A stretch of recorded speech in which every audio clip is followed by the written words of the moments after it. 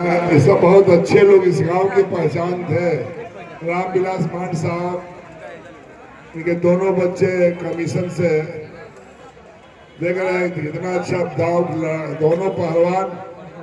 अपने जमाने में पंडित जी बहुत शानदार थे और इस उम्र में भी वो लड़ रहे हैं, इसलिए एक बार ताली बजा दीजिए। बेमुआ वाले, इनको मैं 15-20 साल से देख रहा हूँ और बहुत शानदार आदमी है। इस उम्र में रियाज करना, जयगरज चचा को हंसा मत करिए, झटके से गिर गए। ये पुराने लोग, हम लोग इज्जत आबरू हैं।